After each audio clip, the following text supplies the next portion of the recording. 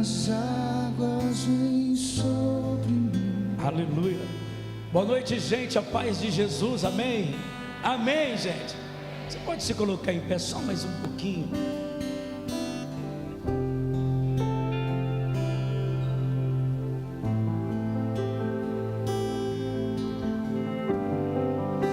Feche os seus olhos só um pouquinho só. Comece a falar com o Senhor dizendo assim: Espírito Santo, me toma. Não sobra nada. Espírito Santo, eu quero ouvir a tua voz. Tu sabes tudo que eu não sei.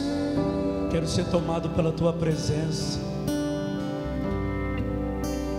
E o que eu preciso é estar. Que o Senhor vire uma chave dentro de mim nessa vida. Esse ambiente é teu. Sem você. Toda a glória é tua. Em nome de Jesus. Não sobra Amém. nada. Você pode aplaudir Jesus bem forte. Grande amor. Aleluia. Tu sabes tudo que eu não Gostaria de chamar o meu amigo, pastor Nilson Júnior. Você pode aplaudir Jesus pela vida dele, gente. Aumenta só um pouquinho aí que você já vai sentar. Só um minutinho.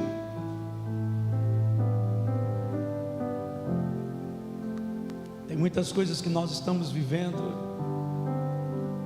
que há 10 anos atrás o pastor Nilson Júnior liberou sobre essa casa. E hoje eu estava compartilhando algumas coisas com ele no momento do almoço. Eu gostaria que você estendesse a sua mão para cá. Pai, eu quero te louvar e agradecer pela vida do meu amigo. Tudo que leva o nome, tudo que leva o sobrenome dele, nas missões que para a tua glória ele preside, os avanços que o Senhor tem para ele, com ele e através dele. É a tua igreja de mãos estendidas, nós declaramos toda sorte de bênção. Nós queremos ouvir o Senhor, porque nós sabemos que o Senhor o toma pela boca, o Senhor toma com avanços e diretrizes proféticas. Obrigado, Jesus, porque nós queremos ouvir a tua voz, em nome de Jesus, amém. Você pode aplaudir Jesus?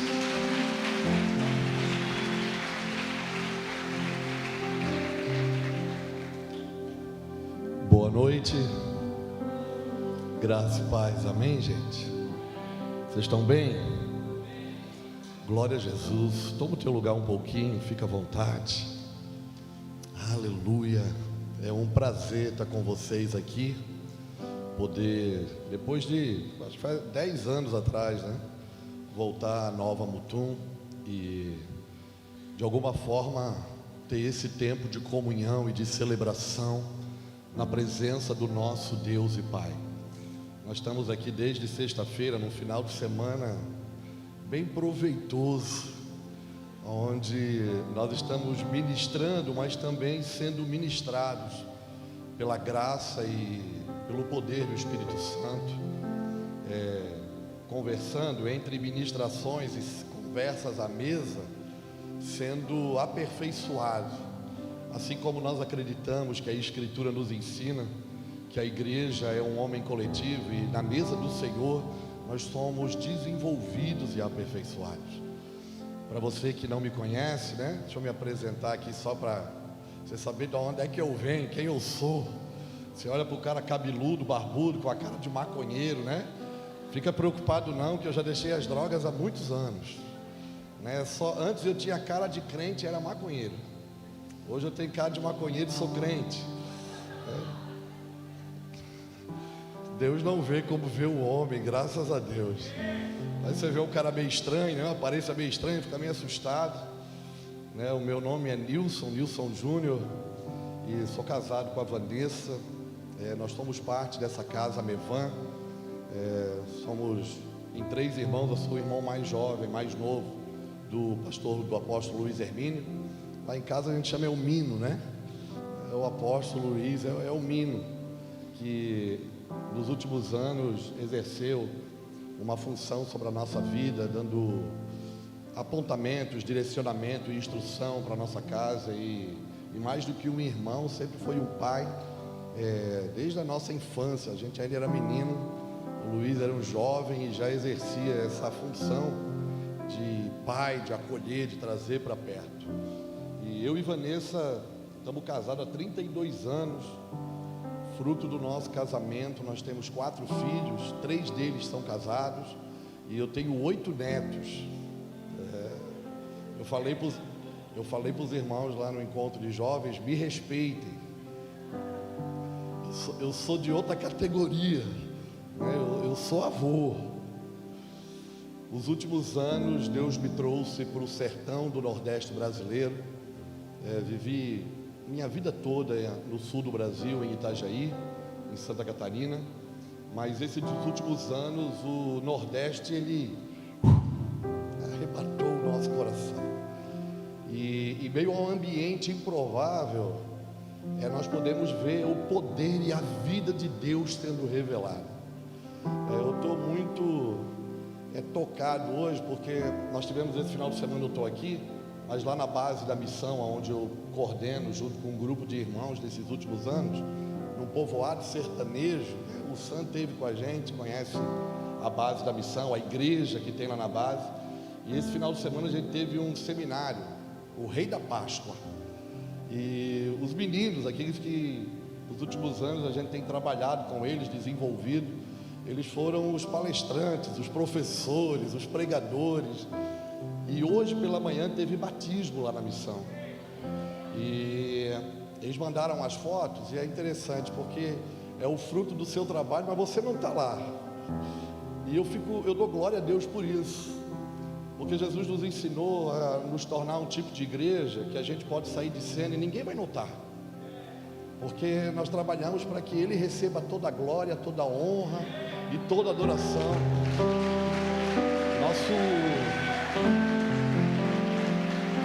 Nosso trabalho é para que Ele seja o protagonista dessa história.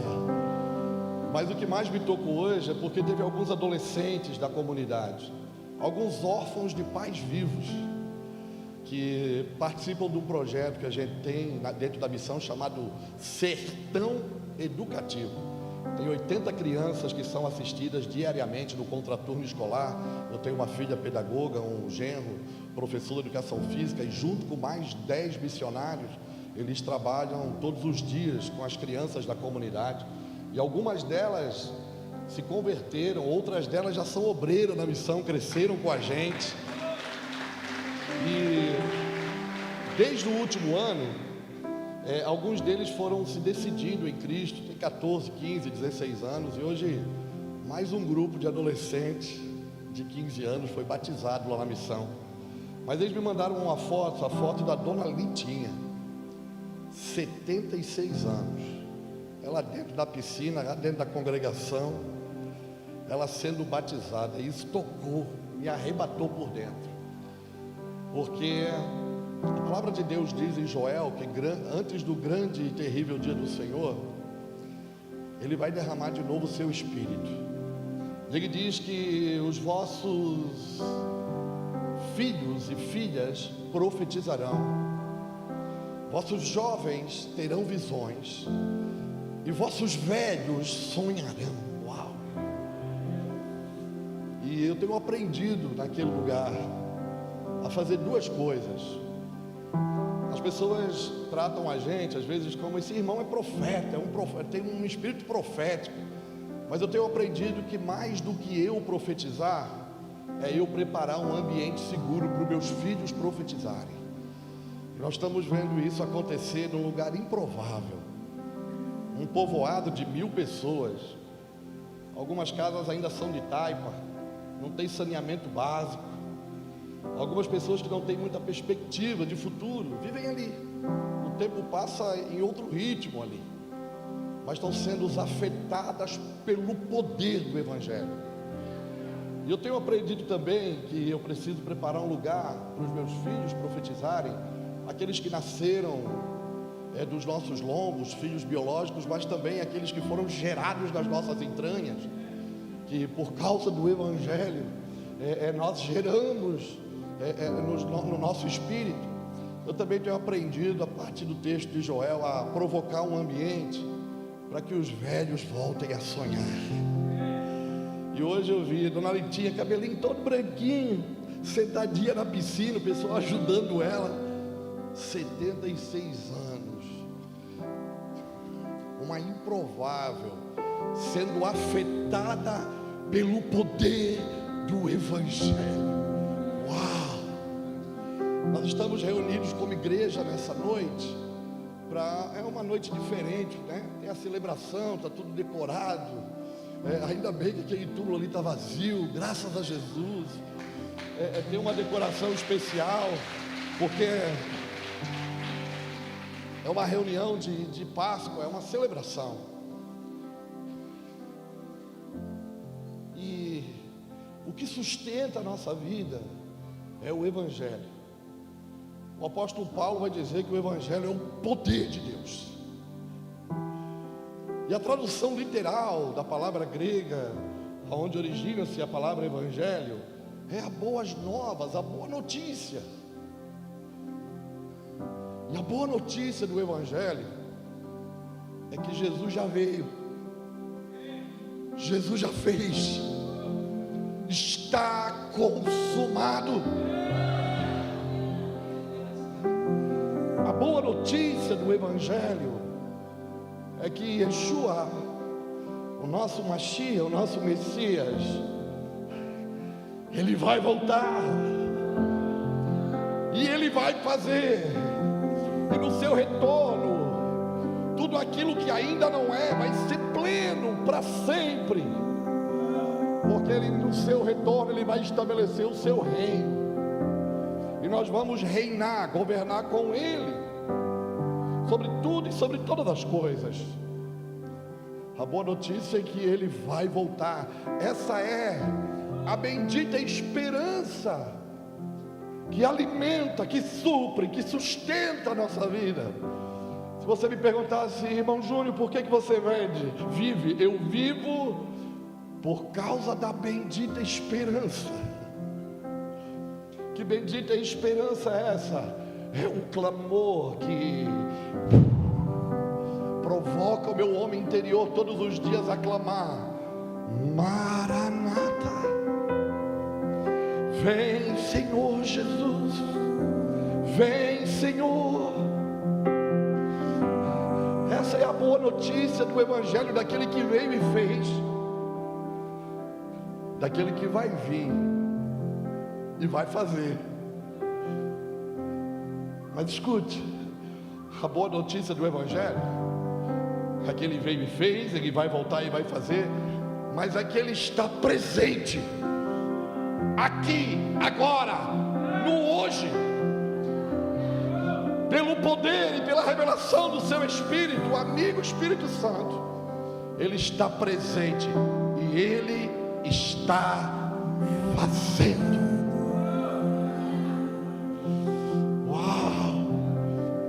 Ele veio, Ele vem, Ele está aqui. Sabe o que isso significa para mim? Eu não preciso de outra coisa, porque tudo o que eu preciso nesta vida eu já tenho. Aquele que morreu e me salvou, aquele que vai vir e vai estabelecer o seu reino e vai governar sobre tudo, e aquele que está presente, edificando sobre o tempo chamado agora, uma casa, um lugar, uma habitação, uma família, para chamar de sua. Aleluia. Eu estou empolgado essa noite.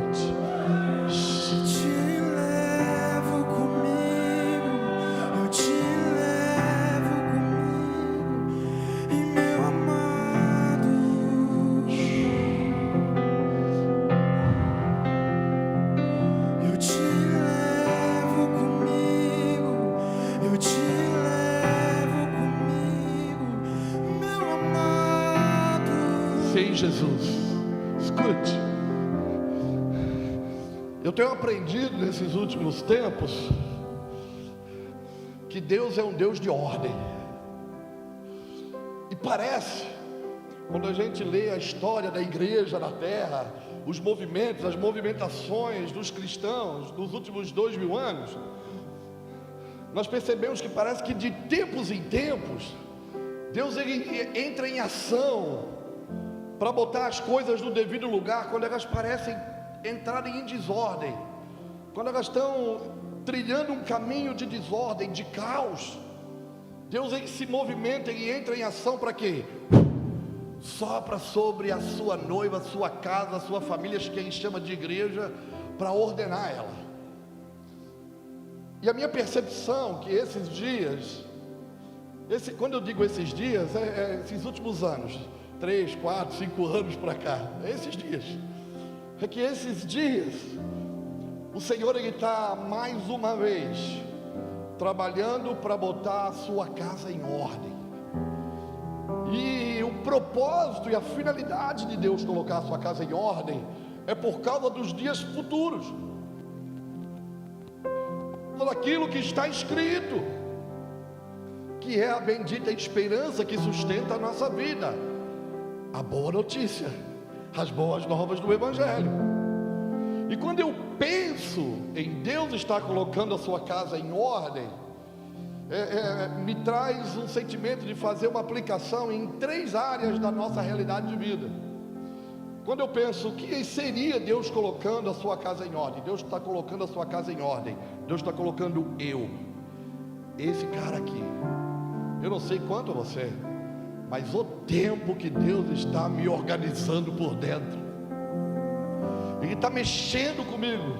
Parece quando a minha mulher, sexta-feira lá em casa, quando faz faxina, que para botar a casa em ordem como ela gosta, primeiro ela tira tudo do lugar. E Deus está um turbilhão aqui dentro. Por quê? Por causa dos dias futuros. Então, quando eu penso em Deus está colocando a casa em ordem, eu penso, Deus está colocando esse cara aqui em ordem. Eu também penso, quando Deus está colocando a casa em ordem, que Deus está colocando a minha família em ordem, a minha casa. Deus está mexendo nas nossas estruturas familiares. Deus está mexendo com esse cara aqui, porque eu preciso ser o esposo, o marido que a minha mulher precisa, que a minha esposa merece. Ele está mexendo com ela também. Ele está mexendo aqui e mexendo na minha casa, porque essa estrutura familiar fragmentada que nós estamos vivendo nesses últimos anos, ela não suporta as demandas do tempo dos dias futuros. A forma que nós estamos criando nossos filhos, fala a verdade, estamos criando gente fraca, que não suportarão os tempos de adversidade à medida que os anos avançam.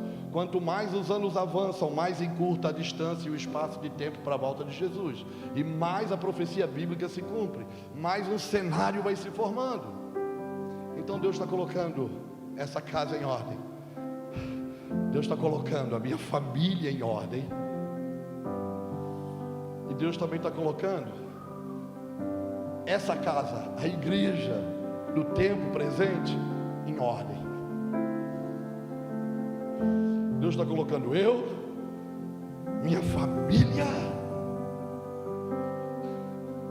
e a família dele, a igreja, porque Deus é um Deus de ordem. E tudo que está provocando e promovendo nesses dias é sobre os dias que estão chegando até nós. Deus está trazendo para a gente um senso de responsabilidade, de compromisso, de propósito. Escute, na vida nós vamos viver basicamente por 3 coisas. Ou nós vamos levar a vida por ganância, trabalhar, comprar, vender porque somos gananciosos, ou nós vamos levar e viver a vida por necessidade. Tudo que nós vamos fazer está firmado na necessidade que nós temos, ou nós vamos viver a vida por propósito. E é nesse ambiente que Deus está entrando em ação com a gente. Ele está trabalhando para nos fazer entender o propósito dele, no qual nós fomos dados e inseridos para trilhar o caminho. E hoje é uma celebração no mundo cristão de Páscoa, né? A Pêssah judaica que começou lá no Êxodo, a Páscoa cristã que começou lá na cruz e na ressurreição. E a Páscoa, a ressurreição, é a inauguração de uma nova humanidade.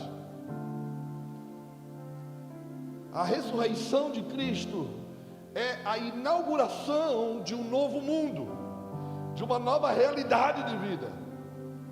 O tempo da humanidade é contado a ser e descer. O maior acontecimento na humanidade foi a morte e ressurreição de Jesus. Os dias, os tempos, a história é contada antes de Cristo e depois de Cristo. Eu queria ler as Escrituras. Eu não vou fugir do domingo de Páscoa, do domingo da ressurreição. E eu queria que você abrisse as Escrituras comigo para a gente ler o capítulo de Lucas 24. Lucas 24 é um cenário. E nós vamos ler que dentro desse cenário tem alguns personagens. Talvez alguns de nós se identifiquem com alguns desses personagens. Porque o domingo da ressurreição, um domingo semelhante a esse, o primeiro dia da semana, foi um dia que Deus botou em ordem. Deus organizou as coisas. E mais, nesse primeiro dia da semana, nisso que nós vamos ler, nós vamos ver algumas pessoas frustradas, porque as coisas que elas planejaram não aconteceram como elas pensaram, porque elas tinham uma visão errada ou distorcida daquilo que seria o propósito de Deus, da morte de Jesus. Lucas 24, só para você entender antes da gente ler, Jerusalém está de ponta cabeça. Jerusalém está um caos, porque desde a última sexta-feira, um homem que se dizia o Messias, que foi seguido por um grupo de pessoas, se tornou um rabino e fez alguns discípulos, foi preso, morto, pendurado no madeiro. Veio o Shabat. Segundo a lei de Moisés, ninguém fazia nada. E nesse primeiro dia da semana, quando a vida volta à sua normalidade no sentido do seu ciclo, Jerusalém está de ponta cabeça, uma cidade num caos, um grupo de pessoas desesperadas, outros amedrontados, alguns dos seus discípulos intimidados, um deles talvez como Pedro, envergonhado, porque se cumprindo aquilo que Jesus falou para ele, negou. Alguns fofoqueiros, provavelmente quando se encontraram nesse primeiro dia da semana, olharam para o outro, viu? Dizia que curava, mas não pôde salvar ele mesmo, né? Falava que era o filho de Deus, mas o que ele executou, olha onde é que está. Esse era o cenário de Jerusalém, nesse primeiro dia da semana, até o momento em que Jesus se fez conhecer, ressuscitado. Vamos ler? Queria que você acompanhasse comigo. Eu vou ler o capítulo inteiro, pode ser? Porque no capítulo inteiro a gente vai entender o cenário, o que está acontecendo e a ação de Jesus nesse dia. Jesus está fazendo um trabalho nesses dias de nos reposicionar dentro do propósito dele. Ele está buscando a gente para a gente voltar para alguns lugares que a gente jamais deveria ter saído. É isso que ressurreição também provoca. É a inauguração de um novo homem. Tudo se fez novo. É a inauguração de um novo mundo, de uma nova realidade. Eu queria que você voltasse só no capítulo 23, do versículo 53 em diante, os últimos 3, 4 versículos do capítulo 23. vai dizer assim, ó: e havendo-o tirado, o envolveu num lençol e pô-lo num sepulcro escavado numa penha onde ninguém havia sido posto. Era o dia da preparação e amanhecia o Shabat, o sábado. E as mulheres que tinham vindo com ele da Galileia seguiram também e viram o sepulcro e como foi posto o seu corpo. Versículo 56, e voltando elas, prepararam especiarias e ungüentos, e no Shabat, no sábado, repousaram, conforme o mandamento. Capítulo 24, versículo 1. No primeiro dia da semana, muito de madrugada, foram elas ao sepulcro, levando especiarias que tinham preparado, e algumas outras com elas, e acharam a pedra revolvida do sepulcro, mais ou menos como está ali na nossa decoração. E entrando, não acharam o corpo do Senhor Jesus. E aconteceu que elas estavam muito perplexas a esse respeito, e eis que pararam junto dela 2 homens com vestes resplandecentes, e estando elas muito atemorizadas, e abaixando o rosto para o chão, eles lhes disseram: por que buscais o vivente entre os mortos? Não está aqui, mas ressuscitou. Lembrai-vos como vos falou, estando ainda na Galileia, dizendo: convém que o Filho do Homem seja entregue na mão de homens pecadores, seja crucificado, e ao terceiro dia ressuscite. Lembraram-se das suas palavras. Versículo 9, voltando do sepulcro, anunciaram todas estas coisas aos 11 e todos os demais. E eram Maria Madalena e Joana, Maria mãe de Tiago, e as outras que com ela estavam, as que diziam estas coisas aos apóstolos. E as suas palavras lhe pareciam como desvario. Não creram. Porém, levantando-se Pedro, correu ao sepulcro, abaixando-se, viu os lençóis postos sós, e retirou-se maravilhado consigo mesmo do ocorrido. Eis que no mesmo dia iam 2 deles para uma aldeia que distava de Jerusalém 60 estádios, cujo nome era Emaús. E iam falando entre si de tudo aquilo que havia sucedido. Aconteceu que, indo eles falando entre si, fazendo perguntas um ao outro, o mesmo Jesus se aproximou e ia com eles, mas os olhos deles estavam como que fechados, para que não o conhecessem. E ele lhes disse: que palavras são essas que, caminhando, trocais entre vós? E por que estáis tristes? Por que estáis preocupados? E respondendo um, cujo nome era Cleopas, disse-lhe: és tu só peregrino em Jerusalém, e tu não sabes as coisas que nela têm sucedido nestes dias? E disse-lhes, e ele lhes perguntou: quais? E eles lhe disseram: a que diz respeito a Jesus Nazareno, que foi homem profeta, poderoso em obras e palavras diante de Deus e de todo o povo, e como os principais sacerdotes e os nossos príncipes o entregaram à condenação de morte e o crucificaram. Nós esperávamos que fosse ele que remisse Israel, mas agora, sobre tudo isso, é hoje o terceiro dia desde que essas coisas aconteceram. E é verdade que também algumas mulheres dentre nós nos maravilharam, com as quais de madrugada foram ao sepulcro, e não achando o seu corpo, voltaram dizendo que também tinham visto uma visão de anjos, que dizem que ele vive. E alguns dos que estavam conosco foram ao sepulcro e acharam ser assim como as mulheres haviam dito, porém a ele não viram. E ele lhes disse: honestos, tardos de coração para crer em tudo o que os profetas disseram, porventura não convém que o Cristo padecesse essas coisas e que entrasse na sua glória? E começando por Moisés e por todos os profetas, explicava-lhes o que dele se achava em todas as escrituras. E chegaram à aldeia para onde iam, e ele fez como quem ia para mais longe.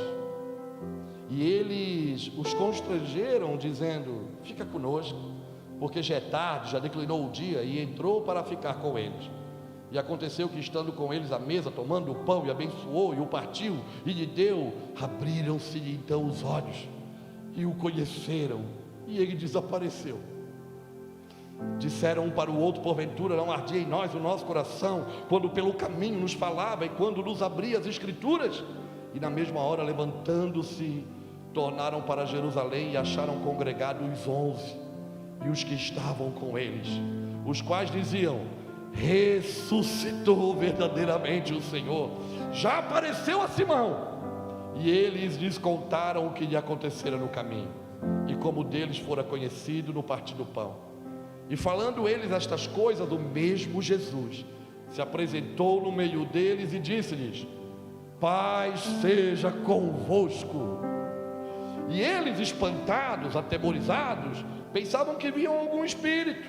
E ele lhes disse: por que estáis perturbados? Por que sobem tais pensamentos aos vossos corações? Vede as minhas mãos e os meus pés, que sou eu mesmo. Apalpai-me e vede, pois o espírito não tem carne, nem ossos, como vedes que eu tenho. E dizendo isto, mostrou-lhe as mãos, os pés, e não crendo eles ainda, por causa da alegria, estando maravilhados, disse-lhe: tem alguma coisa aqui para comer? E então eles apresentaram parte de um peixe assado e um favo de mel, o que ele tomou, comeu diante deles e disse-lhes: são estas as palavras que vos disse, estando ainda convosco. Convinha que se cumprisse tudo o que de mim estava escrito na lei de Moisés e nos profetas e nos salmos. Então abriu-lhes o entendimento para compreenderem as escrituras, e disse-lhes: assim está escrito, e assim convenha que o Cristo padecesse, ao terceiro dia ressuscitasse dentre os mortos, e em seu nome se pregasse arrependimento e a remissão dos pecados em todas as nações, começando por Jerusalém. Destas coisas sois vós testemunhas. Uau! Obrigado, Jesus, pela tua palavra. Espírito Santo, meu amigo, ensina-nos a compreender aquilo que tu é, aquilo que tu queres comunicar com a gente nessa noite, para a glória do nome de Jesus, Pai, teu Filho. Amém. Um domingo semelhante a esse. Na última sexta-feira, um grupo de mulheres acompanhou o processo de descerem o seu corpo, envolverem ele no lençol, viram aonde ele foi colocado, viram o sepulcro, viram que uma pedra grande, em outros evangelhos, como no de Mateus, vai dizer que uma grande pedra foi removida e tampou a entrada do sepulcro. Mas já estava se pondo o sol, fim da tarde, vai entrar o Shabat, não podia ter nenhuma ação por causa da lei de Moisés. Cada um voltou para sua casa, angustiado, alguns aflitos, alguns felizes, porque viram Jesus sendo morto e seus interesses estavam ainda de pé. Aí passou o Shabat, primeiro dia da semana, primeiras horas do dia, ali pelas 5:30 da manhã, 6 horas da manhã, o sol nascendo, um grupo de mulheres que tinha preparado especiarias aromáticas. Elas vão fazer algo muito bom. Elas são mulheres dispostas a trabalhar, a servir, e elas vão na primeira hora do dia, bem cedo. Elas vão lá onde elas viram o corpo dele ser colocado, mas chegando lá, elas tiveram uma surpresa. O túmulo estava vazio, a pedra removida, e para não bastar, ainda tem 2 anjos, 2 homens com vestes resplandecentes, e esses homens fazem uma pergunta para elas: ei, o que vocês vieram fazer aqui? Porque vocês buscam vida em meio aos mortos. Escutem, lembrem-se do que ele falou quando ele estava com vocês na Galileia. O que ele disse quando ele estava na Galileia? Mateus capítulo 17, versículos 22, 23, vai dizer: estando Jesus na Galileia com seus discípulos, disse-lhes: o Filho do Homem será entregue na mão de homens pecadores, matá-lo-ão, mas ao terceiro dia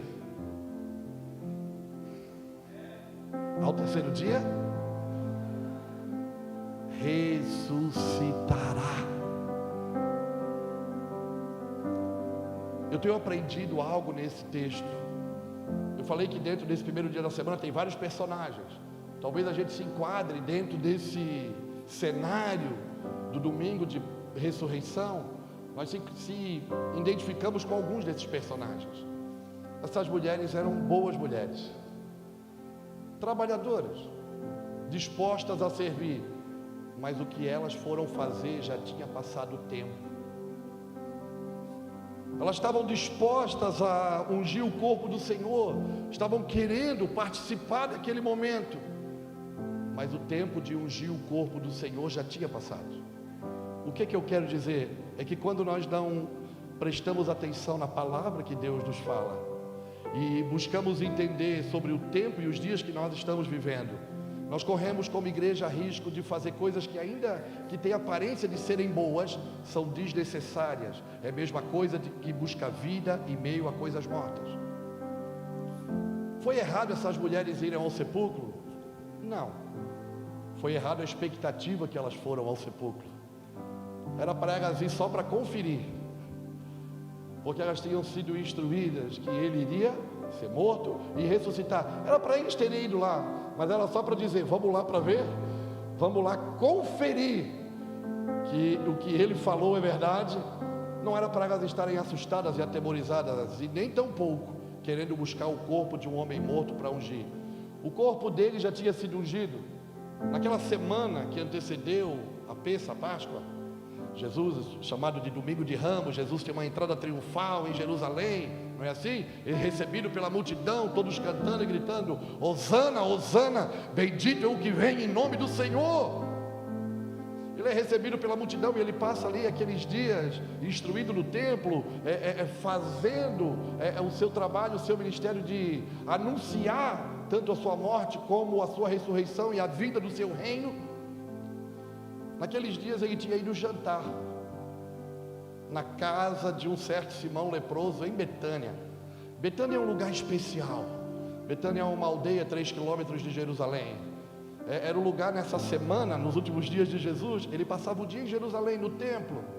Mas no final do dia ele ia dormir em Betânia, na casa dos seus amigos. Lá morava Marta, morava Lázaro, não é assim? Morava Maria. E Jesus deixa esse caminho trilhado de passar os fins dos dias em Betânia. E num dia, 2 dias antes da Páscoa, ele está jantando na casa de um Simão. Está numa festa. Onde Jesus está, sempre tinha uma festa, multidão, celebração, uma mesa montada, está todo mundo ali querendo se aproximar. De repente entra uma mulher. Ela carregava um vaso de especiarias. Essa mulher, eu amo ela, porque ela acabou com a festa. Ela entra, ela quebra um vaso e ela despeja um líquido de grande valor sobre ele. Ela acabou com a festa. E por que eu digo que ela acabou com a festa? Porque causou um alvoroço, uma confusão. Em determinado momento, os seus discípulos se aproximaram dele e começaram a dizer: mestre, para que esse desperdício? Né? Podia ser vendido e ser dado aos pobres. E Judas não estava nem aí com os pobres, não estava preocupado com os pobres. Aí Jesus diz: os pobres sempre têm convosco, mas eu nem sempre. Vocês vão ter. Eu acredito, tá? Eu acredito assim. Eu acho que Jesus mandou todo mundo ficar quieto, mandou calar a boca, porque estava um falatório, todo mundo querendo condenar a ação daquela mulher. Para mim ele disse assim: ó, fiquem quietos, vocês não estão entendendo nada. Essa mulher, ela está preparando o meu corpo para o meu sepultamento. 2 dias antes dele participar da sua última ceia, da sua última Páscoa, de ser preso naquela madrugada, ser condenado e na sexta-feira ser morto, 2 dias antes desse acontecimento, ele está nesse jantar e essa mulher, uma mulher entendida dos tempos, uma profeta. Como nós precisamos de uma geração dentro da igreja que entenda e compreenda os tempos de se movimentar, porque a coisa certa precisa ser feita no tempo certo. Há um tempo determinado por Deus para cada propósito debaixo do céu, e nós não podemos perder o que? O time do tempo. Já percebeu que tem umas coisas que a gente não consegue recuperar, porque era para a gente entrar naquele momento, naquilo, a gente não entrou, aí a gente ficou meio assim, ficou meio preocupado, o que vão pensar de mim na festa? Né? O que vão falar? Será que eu não vou bagunçar tudo? Sempre tem uma geração de religiosos, que eles não entendem o coração de um adorador, ou de uma pessoa que está entendendo os seus dias e é obediente ao propósito de Deus. Sempre tem. Sempre tem. Não se preocupe com as coisas à sua volta, se preocupe com aquilo que você está vendo. Ela entrou e daí sabe o que Jesus disse? Ela está preparando o meu corpo para o meu sepultamento. E o que ela está fazendo hoje aqui? Aonde essa boa notícia for anunciada, está lá em Mateus capítulo 26, do versículo 6 em diante. Aonde esse evangelho, onde essa boa notícia for anunciada, ela vai ser lembrada. Irmão, nós estamos mais de 2000 anos depois. Em Nova Mutum, Mato Grosso, Brasil, que até algumas décadas atrás nem cidade aqui existia. Nós estamos reunidos como igreja fazendo o quê? Trazendo à memória a ação de alguém que entendia sobre os seus dias, alguém que compreendia a ação que era necessária naquele tempo e não se importou em correr os riscos. Às vezes a gente fica preocupado, o que vão pensar de mim? Se for para a glória de Cristo, desde que digo, desde que fale, se for para exaltar a Cristo. Ela ungiu o corpo do Senhor. Vou falar uma coisa para você. Naquele dia o corpo de Jesus foi ungido para a morte. Mais uma vez o Deus de ordem, que está ordenando todas as coisas, também está preparando o ambiente para ungir o seu corpo. Quem é o corpo de Jesus hoje? A igreja. Só que agora não é mais para a morte, é para reinar com Ele em glória. Há um cenário que Ele está ordenando nesse tempo, e nós precisamos atentar para aquilo que Ele está fazendo, porque mais uma vez Ele está ungindo o seu corpo. Agora o seu corpo, que é a igreja, o meio pelo qual Ele se movimenta, não está sendo preparado para a morte, mas é para um reino que está vindo, que vai ser plenamente estabelecido no seu retorno, na sua volta.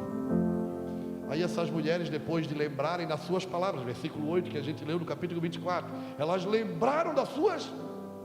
Irmão, sempre que a gente lembra do que está escrito, do que Deus disse, a gente volta para o lugar de fé, de confirmação e de confiança, não é assim?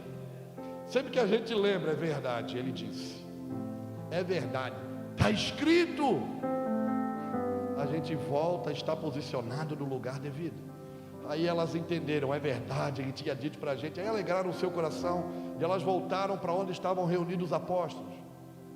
Aí elas anunciaram, olha, acabamos de vir, os anjos anunciaram para a gente, o corpo dele não está lá, mas diz que ele vive.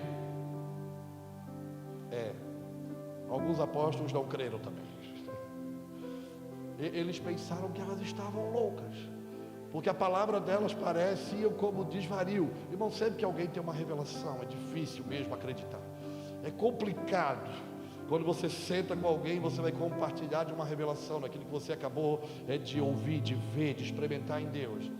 E que se levante apóstolos nesses dias, que voltem a crer nas Escrituras, que voltem a crer na palavra de Deus, no plano de Deus, no seu propósito eterno. Porque a palavra dessas mulheres que acabaram de ter uma experiência com a ressurreição, com o cumprimento da palavra que Jesus tinha dito para eles, eles trataram ela dizendo, não, essa mulher tão é maluca, ó, pirou, tão doida. Pedro correu lá. Pedro vai lá ver, encontra os lençóis fora do lugar, fica eufórico. Aí nesse mesmo dia, nesse mesmo cenário, desse domingo da ressurreição, tem 2 homens, 2 discípulos. Eles estão frustrados, porque as coisas não aconteceram como eles imaginaram. Eles pensaram uma coisa, Jesus fez outra. Eles interpretaram de um jeito, mas o cumprimento daquilo que eles interpretaram aconteceu segundo o propósito de Deus e não o deles. E daí 2 homens, 2 discípulos, Eles estão deixando Jerusalém. E o que é Jerusalém? Jerusalém era o lugar que eles precisavam permanecer naquele momento, porque ainda não tinha chegado o tempo deles expandir, deles avançarem, porque o Espírito precisava vir para habilitar e capacitá-los. Então eles estão deixando o lugar que iria se cumprir a promessa que o Pai tinha falado por meio de Jesus para eles. E eles vão para Emaús, um lugar de águas quentes, águas termais. E os dois vão caminhar aproximadamente 11 quilômetros. Aí Jesus, irmão, esse Jesus ele me surpreende sempre. E para mim, na minha loucura santa, eu acredito que Jesus está tendo ações semelhantes a essa nesses dias agora, porque Jesus se aproxima deles e se intromete na conversa deles. Para mim, o Senhor esses dias está se aproximando de alguns de nós, se intrometendo na nossa conversa, para trazer a gente de volta para o lugar de cumprimento da sua palavra, para colocar a gente de novo no lugar que a gente jamais deveria ter saído, que é o lugar onde se cumpre a sua vontade, é o lugar de submissão e obediência à sua verdade. E esses dois estão indo, caminhando, falando do acontecimento da última sexta-feira, falando desses últimos acontecimentos dos últimos 3 dias. Irmão, Jesus faz que não é nada, se aproxima deles e diz: ei, vocês estão falando aí, que conversa é essa? Parece Jesus é intrometido, né? Jesus quebra protocolo direto, irmão. Ele se intromete na conversa, eles não o reconhecem. Aí um deles, chamado Cleopas, fica indignado, fica raivoso, bravo, porque ele vai olhar para Jesus e dizer: és tu peregrino em Jerusalém? Será que tu não sabe o que está acontecendo? Tu não viu Jesus Nazareno, profeta, poderoso em obras, que operava milagres, maravilhas, que nós achávamos, nós pensávamos, nós acreditávamos que era Ele que seria o Messias, que iria remir a Israel. Mas hoje é o 3º dia, nada aconteceu. Tem umas mulheres aí meia louca que falaram algumas coisas, né, que parece que ele vive, mas ninguém ainda encontrou com ele. Aí Jesus olha para eles e diz: nécios, tardos de coração para crer nos profetas e nas escrituras. E daí naqueles 11 quilômetros, eles não caminharam em 1 hora 11 quilômetros. Eles não tinham os nossos tênis de caminhada que a gente tem hoje, não tinham as pavimentações que são de hoje. Eles andaram talvez 2, 3, 4, não sei, aproximadamente, eu calculo umas 3, 4 horas, porque durante toda a caminhada, segundo as escrituras, Jesus falou para eles toda a lei de Moisés, e todos os profetas, os textos, mencionou para eles que falavam a respeito da morte dele. Então levou algum tempo que ele foi mencionando os textos e explicando os textos a respeito da sua morte. Esses homens estavam aflitos e frustrados porque as suas expectativas estavam erradas. A forma que eles olharam e interpretaram a Cristo foi de uma forma equivocada. Agora, pensa comigo. Esse domingo de Páscoa, de ressurreição, Deus estava inaugurando uma nova humanidade. A morte e a ressurreição de Jesus afetou o cosmos. Nós acabamos de cantar que a terra estremeceu, o véu do templo se fendeu de alto a baixo. O Deus que se fez carne e habitou entre nós morreu, ressuscitou. Essa ação nesse período de sexta-feira, de 3 dias até o domingo, afetou a história da humanidade, afetou o cosmos. Eu acho que Jesus tinha muita coisa para fazer naquele dia, mas Jesus parece que para tudo que está fazendo, e ele vai caminhar algumas horas naquele dia com 2 discípulos, porque eles são importantes para ele. Porque se ele não fizesse isso, não faria sentido a sua morte, a sua ressurreição. Ele gasta algumas horas no primeiro dia da sua ressurreição, quando ele tem que ordenar todo o cosmos, toda a criação, tudo que está abalado, tudo que estremeceu. ele gasta algumas horas de caminhada por causa de 2 discípulos. Esses caras eram, um tem o nome Cleopas, o outro nem o nome tem. Esses caras eram importantes para ele. Eles tinham uma certa importância para ele, ele caminha com eles. Aí, depois de conversar, de ter essa caminhada, e dele tentar curar as suas aflições, e a falta de interpretação que eles estavam tendo, eles chegaram no destino, Emaús, aldeia. Aí nós acabamos de ler, a Bíblia diz o que? Jesus queria ir adiante. A Bíblia diz que Jesus fez como alguém que fosse adiante, porque Jesus queria aprofundar a conversa, queria trocar uma ideia melhor, ele queria trazer agora uma revelação dele ressurreto, mas ele queria saber se a conversa que eles tiveram naquele percurso, eles se estavam interessados em continuar ela. Ele estava vendo se eles estavam com o coração interessado em saber mais, em conhecer mais, em ir mais fundo. E daí Jesus faz com quem vai adiante. Beleza, cara, estou indo, tá?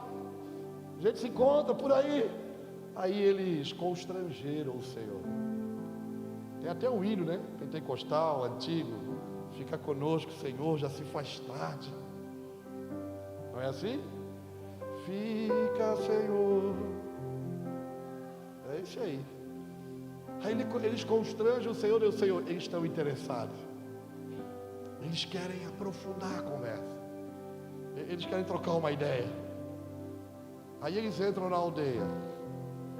Aí, eu gosto daqui de baixo, tá? Eu sei que é ruim para ver lá atrás, mas eu gosto de ficar perto. Aí eles sentam numa mesa. Aí, é de verdade isso aqui? É? Eu vou bagunçar. Então. Posso usar? Pode? Aí na mesa, ele partiu o pão. Quando ele partiu o pão, os olhos deles foram abertos.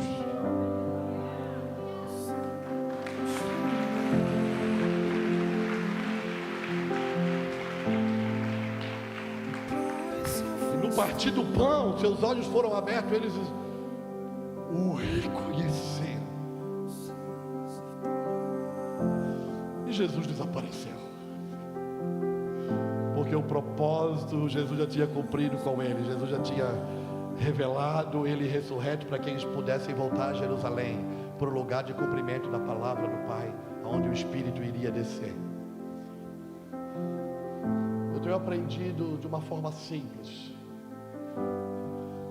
A mesa do Senhor, ela é o lugar da revelação do Cristo ressurreto, onde nós temos a oportunidade de comer a verdadeira comida e beber a verdadeira bebida. Nesses dias, eu e você, nós precisamos desesperadamente de uma revelação do Cristo ressurreto. Porque a nossa falta de compreensão do propósito eterno de Deus, do seu plano, da sua vontade, nos tem levado de um lugar para o outro, às vezes fugindo daquilo que nós fomos chamados para ser. Mas deixa eu falar uma coisa para você. Na igreja do Cristo, na obra do Cristo, ninguém é descartável. Pode ser o primeiro dia da semana, ele pode ter toda a ordem do cosmos, do mundo, para colocar no seu lugar, mas ele está disposto a caminhar 11 quilômetros, o tempo necessário para fazerem esses discípulos voltarem para o lugar que eles jamais deveriam ter saído, o lugar onde ia se cumprir a descida do Espírito, que iria capacitar e habilitar eles para se tornar o que nós somos hoje, a igreja, o que nós nos tornamos nesse tempo, a igreja do Senhor. Jesus parte o pão e desaparece. Aí eles olham um para o outro. Não queimava o nosso coração enquanto pelo caminho ele falava com a gente. Sabe o que eu tenho aprendido? Nós corremos outro risco de queimar por algo que nós não reconhecemos. Enquanto eles caminhavam, o coração estava aquecido e em nenhum momento eles pararam para se questionar: por que está quente aqui? O que está acontecendo aqui? O que tem nessa atmosfera, nesse ambiente? Nós corremos o risco nesses dias de queimar por algo que nós não conhecemos ou não reconhecemos. Agora, sabe o que eu também aprendo? Tem um caminho que Jesus está fazendo com a gente, com alguns de nós que estão sentados aqui. Jesus está disposto, viu, a caminhar com você para te trazer de volta para um lugar de cumprimento que você jamais deveria ter saído, porque você é importante para Ele. Mas deixa eu falar uma coisa: Ele caminhou os 11 quilômetros de ida, o de volta não.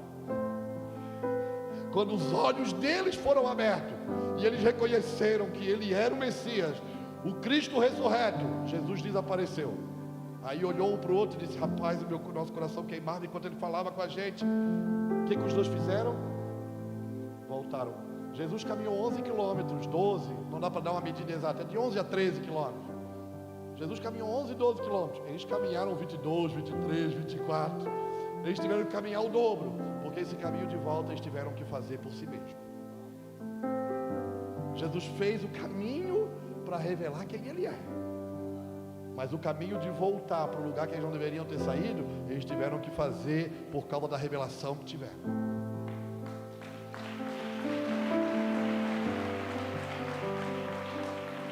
Jesus ressurreto, que fazia, sem estar ressurreto, fazia milagres, operava maravilhas. Agora ressurreto, ele não podia tocar nos dois e dizer: ei, fecha o olho aí, toca aqui em mim, vamos embora para Jerusalém. E aparecer lá em Jerusalém? Podia ou não podia? Mas ele fez. Ele disse: agora vocês sabem quem eu sou. Vocês sabem por que eu trilhei esse caminho com vocês. Agora voltem. Aí os dois voltaram para Jerusalém, se encontraram com os apóstolos. Agora Jerusalém já está diferente, porque agora já tem, alguns já identificaram, agora já tem evidências, é que Ele mesmo está vivo, que Ele ressuscitou. E daí eles estão ali, meio que é verdade. As mulheres que ela falou é verdade. Pedro foi lá, já viram Ele. Aí quem aparece? Quem aparece?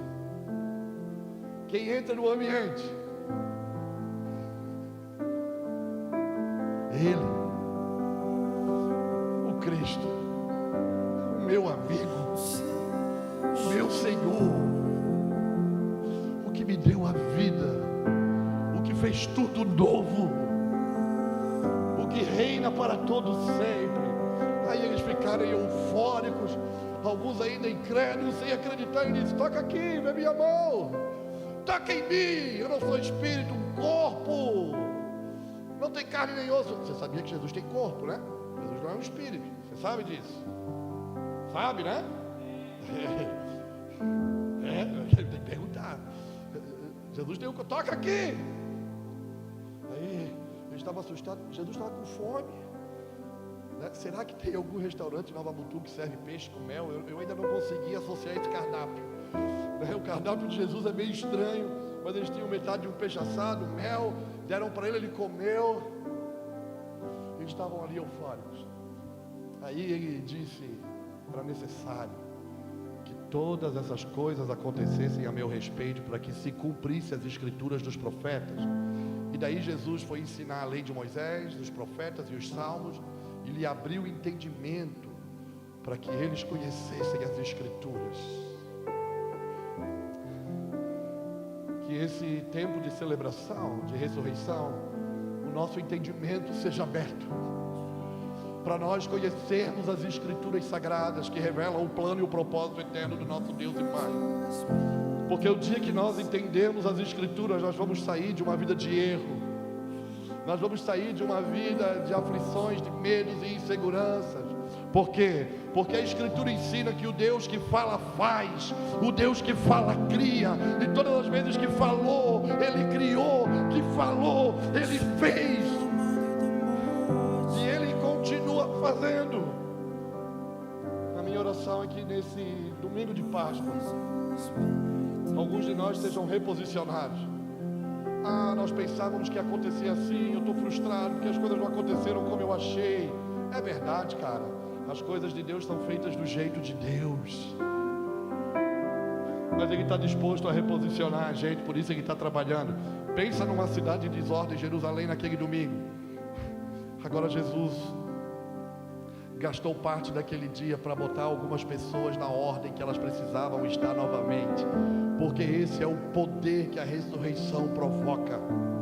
É a revelação da vontade de Deus para mim e para você. E depois de ter aberto o entendimento para eles compreenderem as Escrituras, Ele disse assim: agora vocês são minhas testemunhas. Vão, anunciem a boa notícia da salvação, proclamem em todos os lugares o Evangelho. Esse texto de Lucas 24, ele tem me acompanhado esse último ano. Eu já falei dele em alguns outros momentos, e nem era Páscoa, porque ele fala de um cenário, de um dia, de uma cidade de desordem e de alguns personagens que estão ali nesse dia, meio aflitos. Mas à medida que o dia vai tomando forma e vai avançando, eles vão tendo uma revelação do Cristo ressurreto, e vão sendo encorajados, vão sendo aperfeiçoados, vão sendo colocados no devido lugar, aonde podem desfrutar da vida de Deus que é plena. Nós estamos reunidos nessa noite como igreja. O pastor Caio pediu para a gente celebrar junto a Páscoa, a ceia. Posso continuar? Então eu vou falando, eu não vou parar para a gente orar uns pelos outros agora, mas nós vamos aproveitar esse ambiente da mesa. Onde é que os olhos deles foram abertos? No partir do pão na mesa do Senhor. Esse é um dos lugares que eu mais me constrange. Para mim, a mesa do Senhor, a ceia do Senhor é um fundamento da igreja. Mas é um mistério, porque não tem dentro do contexto da narrativa bíblica algumas explicações precisas, porque ela é uma reprodução da peça judaica, que tem um conceito de passagem, de travessia.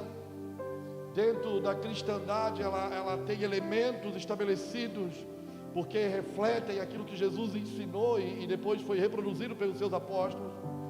Mas a gente não tem definições de dizer algumas coisas e apontar. Ela é mistério. Dentro do contexto cristão, católico, romano, na ceia, o padre vai pegar a hóstia, e aqui tem uma coisa bem parecida, e ele vai usar um termo que é a substanciação. Ele vai dizer que depois que ele abençoar, o pão vai se transformar, não é isso? No corpo de Cristo, e agora é sagrado. No nosso contexto evangélico, protestante, cristão, em muitos lugares vai se dizer que a ceia, que o pão e o vinho representam o corpo de Cristo, não é isso? Dentro do cristianismo católico romano vai dizer que se transforma. Dentro do contexto cristão, protestante, evangélico, diz que representa. Mas a Bíblia não diz que se transforma e nem diz que representa. Jesus disse quando partiu o pão na noite que foi traído: isto é o meu corpo. Ele não está dizendo que vai se transformar e nem que representa. Isso é mistério, porque ele está dizendo: este é o meu corpo. Já percebeu que os elementos que compõem a mesa do Senhor, eles sinalizam também o seu sacrifício? Não se tem pão sem trigo moído, tem? Não tem como ter pão sem trigo moído. Não se tem vinho, suco da videira, sem uva pisada. Os elementos que nós participamos da mesa do Senhor aponta para a realidade do seu sacrifício. E nós estamos reunidos no presente, trazendo à nossa memória a sua morte e ressurreição, mas também trazendo ao nosso espírito o sentimento de bendita esperança, porque porque aponta para o seu retorno e para a sua vida, quando nós vamos sentar na sua mesa e ceiar com Ele. Porque essa é a sua promessa, que Ele não tomaria esse cálice de novo, até que Ele tomasse no reino do Pai. E Ele está vindo estabelecer o reino do seu Pai, e nós vamos sentar à sua mesa com Ele, para comer e beber com Ele.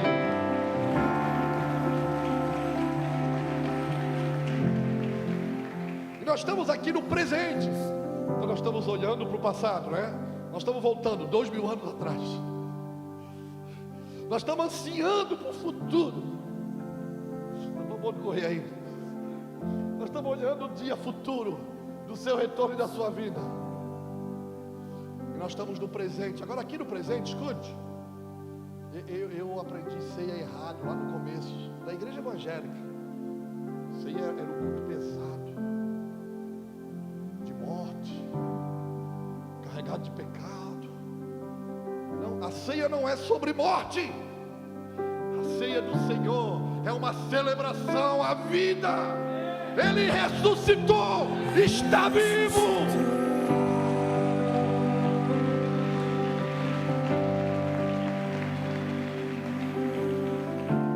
Nós não estamos aqui tristinho, Caio, oh meu Deus, ó vida, ó desgraça. Não, nós estamos aqui dizendo: o meu Redentor vive e reina para todo sempre.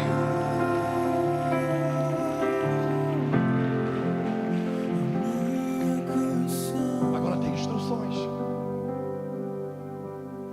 Diz que eu não posso ficar sem tomar, mas eu não posso tomar indignamente. E Paulo vai ensinar em 1 Coríntios 11, quando ele está corrigindo, ele está batendo a lenha na igreja de Corinto, porque era uma bagunça, uma confusão a ceia. Ele está sentando o sarrafo, mas ele está dizendo que se nós julgássemos a nós mesmos, nós não seríamos julgados pelos outros. Aí ele está chamando a gente a pedir perdão, a confessar os pecados e a discernir o corpo. Uau! Sabe o que é discernir o corpo? Se nós vamos partir o pão e o cálice, eu preciso conhecer a realidade da pessoa que senta do meu lado. Porque às vezes eu vou chegar em casa, eu tenho o que comer na minha geladeira, ela não.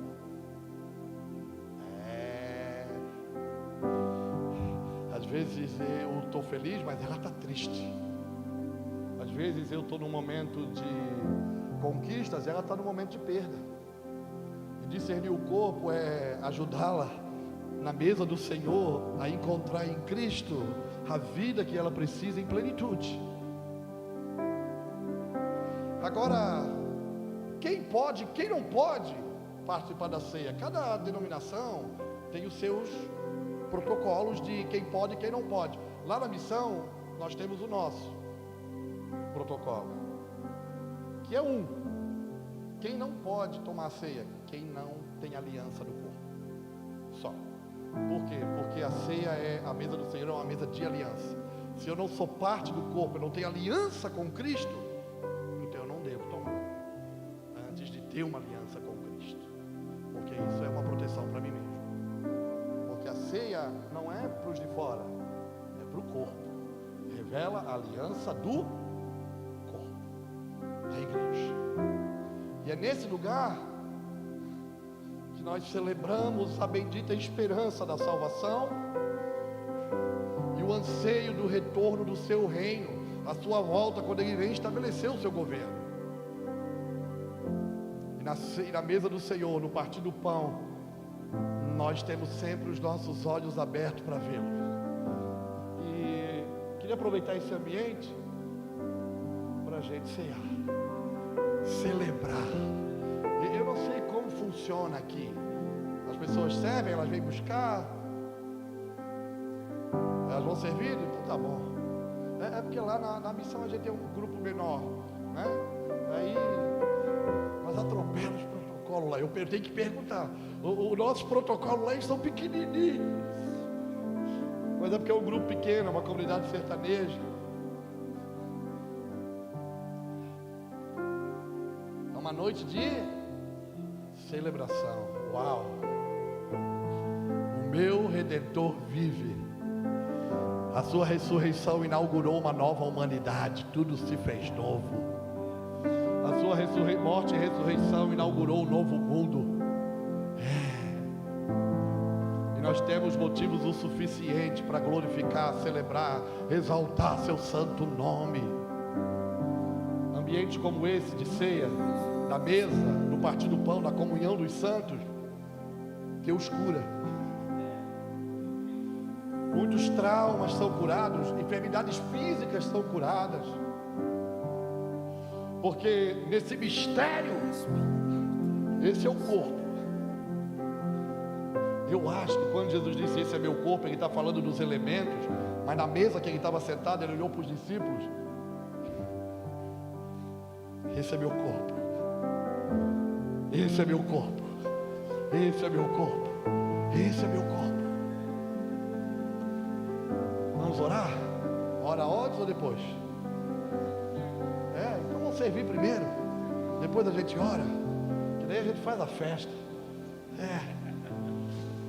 Vocês vão me ajudando aí. Eu não sei como é que faz aqui. Vão dizendo como é que é. Eu vou obedecendo.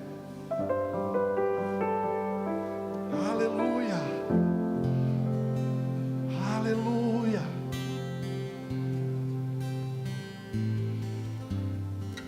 Ele está ordenando a sua casa. Ele está trazendo entendimento, revelação de quem Ele é. E essa revelação tem como finalidade nos colocar dentro do seu plano e do seu propósito. Jesus só caminhou 11 quilômetros. Alguns de nós estão precisando caminhar um pouco mais, porque o caminho de volta nós vamos ter que fazer. Alguns de nós precisam voltar para o lugar aonde não deveriam ter deixado. Que lugar é esse? O lugar de convicção na palavra, um lugar de submissão à palavra. Você pode dizer, pastor, está tudo ruim, né? O tempo ruim, o dia está tudo virado no caos, o mundo parece estar de ponta cabeça. Irmão, está escrito. Não se assustem com essas coisas. Nós temos uma promessa de um rei. Nós temos uma promessa de um reino. Ao partir o pão, os nossos olhos se abrem, reconhecemos quem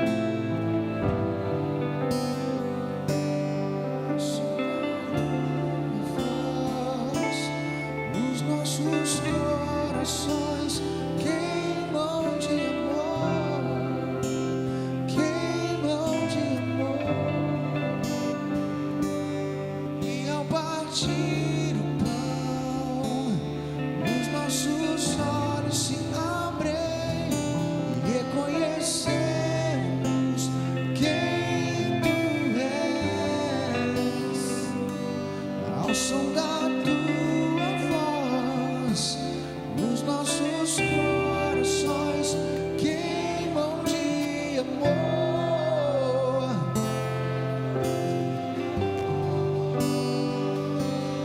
E ao partir o pão,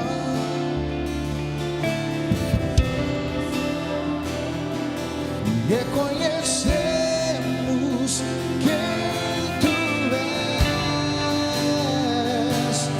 Ao som da tua voz, os nossos corações queimam de amor, queimam de amor.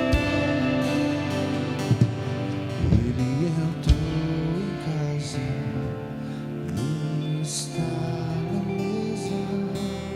Ele nos observa, sabe que o esperamos. Os nossos olhos reconhecemos.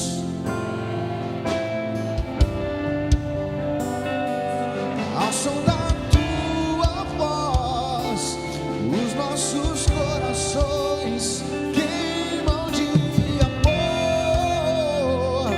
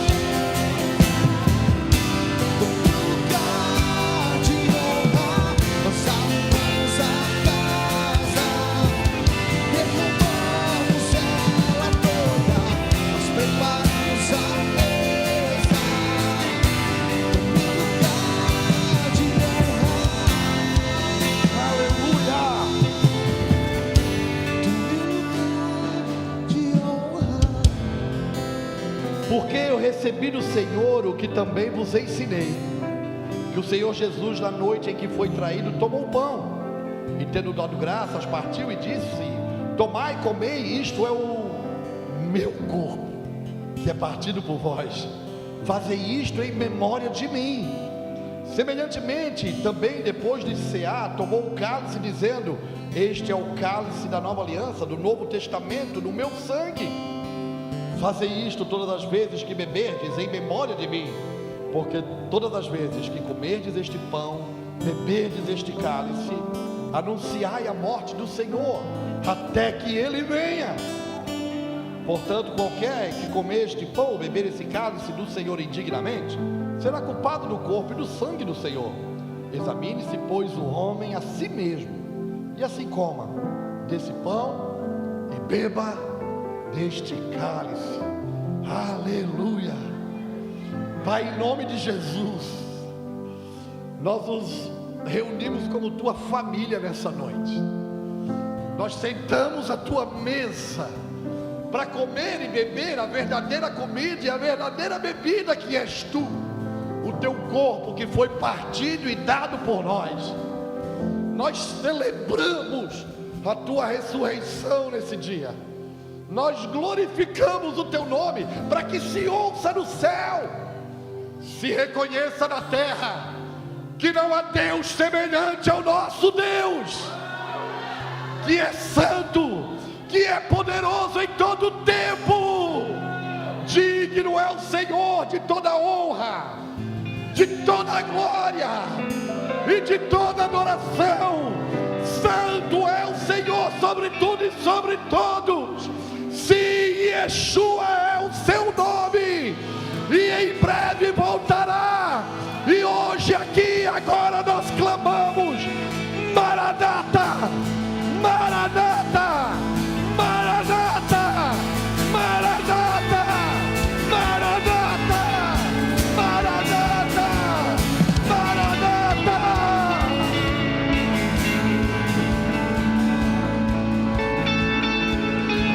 Hey!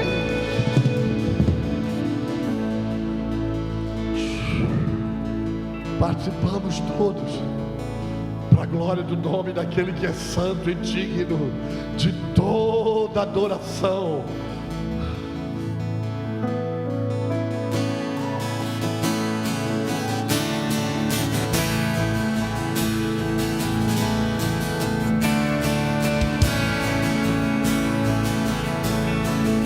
Aleluia. Chega para balaba xeria balaba. Aleluia. Santo, Santo,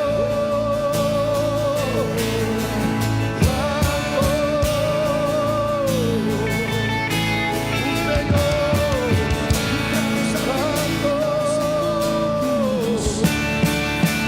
Faz de ossos soldados. Ei, ei, Santo, Santo.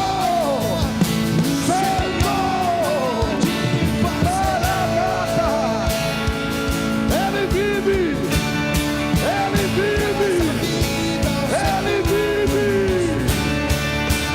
Faz de ossos soldados. Aleluia. Faz tomar o caminho. Ele vive. Pode fazer. O Senhor pode fazer. Este é o cálice da nova aliança, do Novo Testamento, que abriu para mim e para você um novo e vivo caminho pelo sangue do Cordeiro. Estava eu morto, mas pelo sangue da nova aliança, Ele me ressuscitou e me deu vida. Nós celebramos o seu nome, nós celebramos a sua ressurreição. E eu quero abençoar você, que alguns de nós, quando beberem do cálice nessa noite, vão ser curados para a glória de Jesus. Vai ser, alguns de nós vai ter o seu ânimo renovado para a glória do nome de Jesus. Alguns de nós vão ter as forças renovadas para a glória do nome de Jesus. Aleluia. Se você tem costume de trocar com alguém, de participar do corpo, é legal correr no corpo. É a família de Deus, a família dos que creem no seu nome.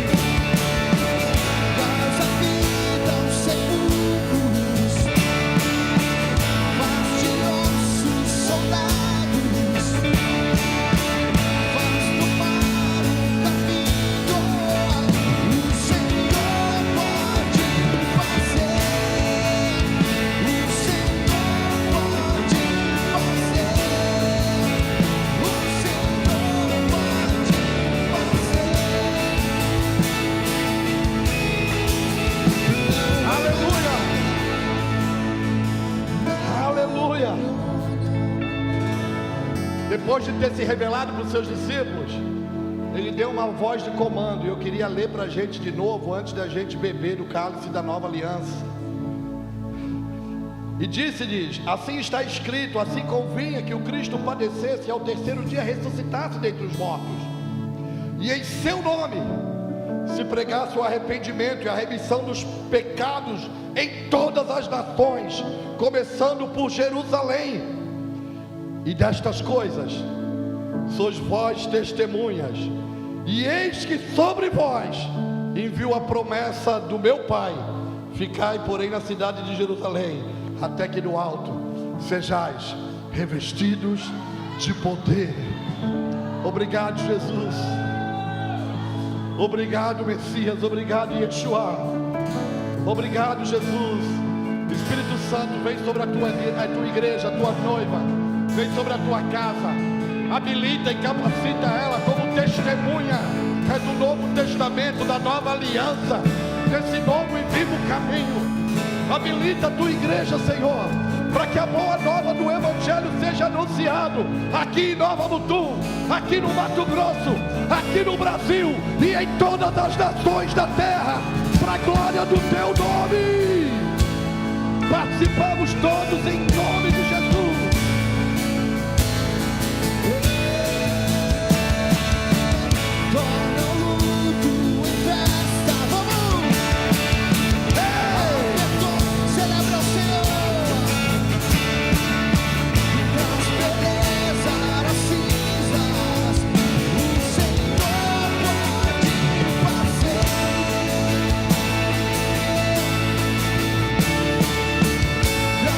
Vida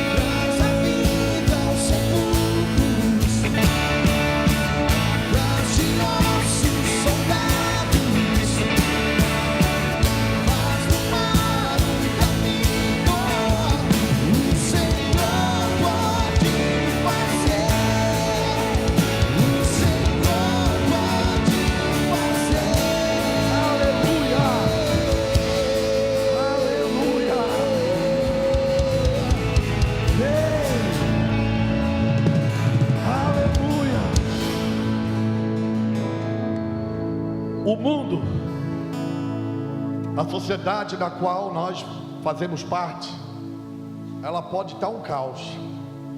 Seus valores podem estar se diluindo à medida que o tempo avança. As coisas podem estar em desordem. Mas a igreja do Cristo, ela tem uma esperança. Ela foi salva e ela tem uma esperança. Por isso não se deixe afetar pelas circunstâncias de adversidade do tempo e do mundo presente. Fique firme sobre a rocha que é Cristo, inabalável. Permaneça fiel à vida de submissão e obediência às instruções das sagradas Escrituras. Se dedique a orar mais, a buscar mais, a desejar conhecê-lo mais, porque o propósito da nossa vida é conhecê-lo para fazê-lo conhecido. Eu louvo a Deus pela vida de vocês. Sou grato por esses dias de comunhão, de partir do pão, de mesa, de cada irmão que prestou serviço com a gente, trazendo uma água, fazendo um café sem açúcar, do jeito que eu gosto, e servindo a gente com tanto amor, tanto carinho. Sidamar, todo carinho de você, sua casa. Cheguei no hotel, tinha uma cesta com lanche para me tomar à tarde, tinha uma camisa nova para me usar, tinha um presente, uma carta para minha esposa. Posso contar uma coisa para você? Obrigado. Eu fiz um vídeo, eu não posto muita coisa, não posto coisa na internet toda hora, mas eu fiz um vídeo para ela. Digo, os irmãos fizeram um presente para você e estou te agradecendo. Hoje é domingo de Páscoa. Posso falar uma coisa? Eu queria estar lá na missão hoje. Eu queria ter acordado hoje lá no Horto do Salitre, em Juazeiro da Bahia, e sentar na mesa do almoço com a minha família. Mas nós entendemos a missão que Deus nos confiou. Eu vim para Nova Mutum e eu também sentei com a minha família. E a honra de vocês com a minha esposa, a gente glorifica a Deus pela vida de vocês, né? A minha esposa não, ela é dona de casa, aquela mulher que é dona de casa, e ela abre mão de muita coisa todo dia para estar na missão que Deus nos confiou. Sacrifica a vida dela em favor da missão. Nunca me reclamou, não reclama. Você nunca vai ver ela reclamar de nada. Obrigado, irmão. Porque às vezes a pessoa recebe você bem e não recebe quem te enviou. Para eu estar aqui, teve alguém que me enviou, que me deixou estar aqui, que concordou em eu estar aqui. E eu agradeço a Deus pela vida de vocês. Eu vou usar um texto bíblico para pedir uma coisa. O apóstolo Paulo, quando está escrevendo a sua carta à igreja de Tessalônica, a primeira carta, no capítulo 5, ele está encerrando a carta, uma carta escatológica, falando dos últimos dias. No capítulo 5, versículo 25, ele vai dizer assim, ó: irmãos, orai por nós. Se Paulo, que é Paulo, irmão, reconhecia a necessidade da oração dos santos, da comunidade de fé, da igreja do Senhor, para cobrir a sua vida e sustentar a sua vida pelos lugares que ele precisava trilhar, quanto mais eu queria usar esse pedido, esse texto do apóstolo Paulo, e dizer: irmãos, orai por nós. Lembre-se de nós nas vossas orações. Apresente nossa casa, nossos filhos, nossos netos. Nós estamos num processo de transição, de deixando o Brasil para ir embora para Portugal, porque implantamos uma igreja lá e estamos expandindo aquilo que Deus nos confiou. Nós não somos aventureiros e nem estamos fugindo de nada. Nós somos um homem e uma mulher que perseguem uma palavra, e nós estamos perseguindo aquilo que do Espírito ouvimos e nele vimos. Então orem por nós, para que Deus nos dê o ânimo necessário, a força necessária, que Deus nos proteja pelo caminho, que Deus nos dê tudo que a gente está precisando. E não é de muita coisa. O que nós mais precisamos é a presença dEle. Se a presença de Deus estiver, irmão, nós estamos em todo lugar, em qualquer lugar. Eu quero abençoar você. Aleluia. Tá bom aqui, não tá? Tá ou não tá? Aleluia. Tem uma graça de Deus. Tem um ambiente favorável do Espírito. Aleluia. Aqui também parece que está vivendo e vai viver algumas transições. Escute. As coisas de Deus são feitas do jeito de Deus. Às vezes a gente criou e planejou algumas coisas e achou que só seria daquele jeito. Aí Deus vem e mexe em tudo, tira a gente da nossa zona de conforto, bagunça a nossa casa, bagunça a nossa vida, porque Ele tem algo para a gente fazer, e nem talvez é maior do que aquilo que a gente já está fazendo, talvez é só porque tem a ver com o que Ele está estabelecendo. Vivam as transições e os momentos do que Deus está conduzindo vocês nessa casa. Esse também talvez é um tempo que alguns da casa precisam se levantar, se erguer em quem? Em responsabilidade. Tem alguns momentos que a gente precisa dizer: pastor, conta comigo, eu resolvo essa parada. Pastor, agora é minha vez. Agora é minha vez de tomar a frente de algumas situações. Pode deixar que eu vou lhe proteger, eu vou ser seu escudeiro nesses dias. Você está me entendendo? Eu só posso fazer as coisas que eu faço. Eu só posso estar aqui enquanto lá na missão tinha um seminário, o Rei da Páscoa e batismo, porque os meus escudeiros que me suportam, sabe quem eles são? Os que suportam as minhas fraquezas, todo dia. Eles suportam as minhas deficiências, as minhas mazelas, e eles me protegem constantemente, para que a obra de Deus avance. Pai, em nome de Jesus, eu quero abençoar essa comunidade de fé, a vida dos meus irmãos aqui em Nova Mutum, em toda essa região, Cuiabá, as cidades circunvizinhas desse território. Eu quero pedir que a tua graça repouse sobre esse lugar. E eu quero pedir também que nesses dias onde tu estás ordenando todas as coisas, e nem sempre as coisas são do nosso jeito, quase nunca, a tua mão e a tua provisão venha com poder e com presença para colocar tudo no seu devido lugar como deve ser. Eu oro também, Senhor, que nesses dias se levante aqui em Nova Mutum os proclamadores da boa notícia. Desperta a igreja dessa região para cumprir o propósito pelo qual ela foi designada, anunciar a tua ressurreição e o teu retorno. Sim, Senhor. Pai, eu abençoo o trabalho da vida dos meus irmãos, tudo que eles empenharem a mão para fazer, que eles prosperem naquilo que for justo.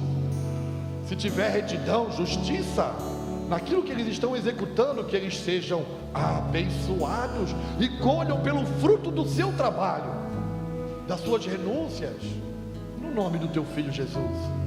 Pai, eu também oro para que esses dias, por meio do teu Espírito Santo, aconteça uma ativação de dons no meio dessa congregação.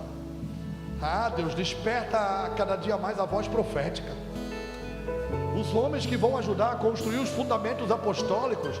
Levanta, Senhor, aqueles que vão entrar na sala de aula, que vão preparar o ambiente de instrução, de capacitação e desenvolvimento da nossa geração, que precisa tanto do teu conhecimento. Levanta os teus aqui, Senhor, homens, mulheres, meninos, meninas. Essa casa pertence a você, essa mesa é tua, e nós te glorificamos, celebrando o teu santo nome para todo sempre. Amém.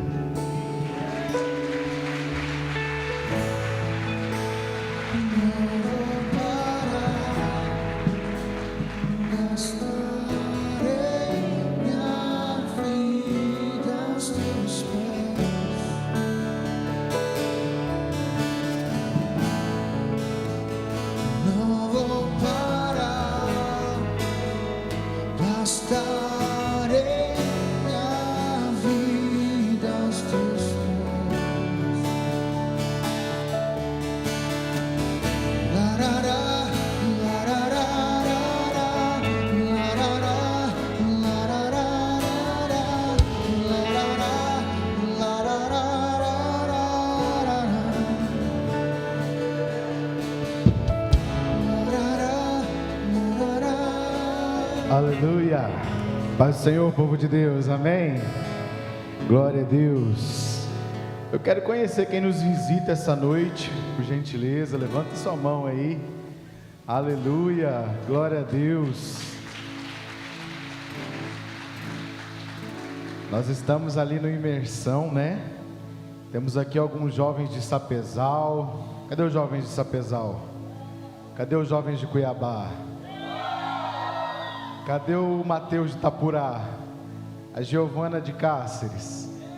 Tá todo mundo aí. E cadê os jovens de Nova Mutum? Aleluia. Campo Verde, cadê? Glória a Deus. Cadê o povo de Várzea Grande?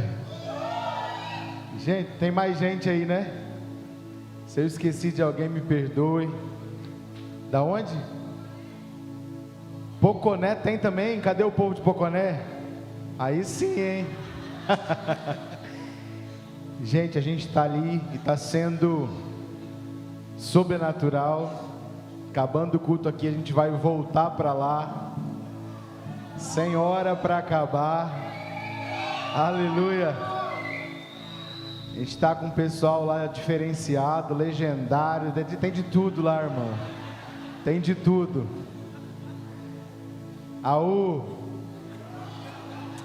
Glória a Deus. As pessoas que nos visitam essa noite, seja muito bem-vindo a essa casa, a essa família. Nós amamos vocês. Temos muitos defeitos, mas somos uma família. Aleluia. Sejam sempre muito bem-vindos a essa casa. Nesta terça-feira, nós não teremos programação aqui na igreja. É o dia que você vai tirar para desfrutar da sua família. Amém? Nessa quinta-feira, 19h30, nós temos um culto aqui de adoração ao Senhor. Você está convidado. Nessa sexta-feira, pastor Reginaldo me corrige, culto de casais. Nessa próxima sexta, né? Então programa aí os casais, casados, noivos, namorados, aqueles que estão à espera de um milagre também. Você está convidado a estar com a gente. Amém? Domingo, sábado, às 17 horas, nosso culto para adolescentes. Você que é pai de adolescente, manda o seu filho para cá. Não deixa ele de fora da programação, especialmente para ele. Às 19h30, nosso culto de jovens, não faltem também, todo sábado às 19h30, domingo às 19 horas, nosso culto de adoração ao Senhor, também não falte, traga também uma visita.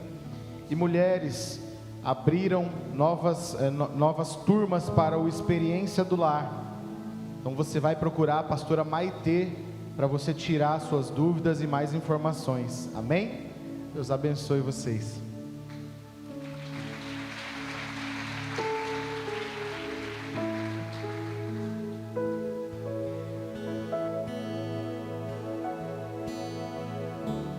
Aleluia. Vamos colocar em pé só um pouquinho, gente. Aleluia, que noite gloriosa, amém. Amém, irmão. Vira para a igreja mais bonita que está do seu lado. Fala assim, ó, vamos para cima. Fala assim, ó, vamos para cima de verdade. Amém, irmão. Coloca a sua mão em posição de receber. Eu quero agradecer imensamente cada equipe. Quero agradecer o pastor Júnior, sua esposa, seus filhos, genros, noras, netos. Eu quero declarar toda a sorte de bênção no espiritual, no natural, no sobrenatural, em o nome de Jesus. Que seja uma semana intensa, uma semana de renúncia, de entrega, de se render-se ao Senhor, uma semana de busca ininterrupta, coração queimado, inflamado pelo poder do Espírito Santo. Que o Senhor te abençoe, que o Senhor te guarde, que o Senhor sobre ti levante o teu rosto, resplandeça a tua face, tenha misericórdia de ti e te dê a paz.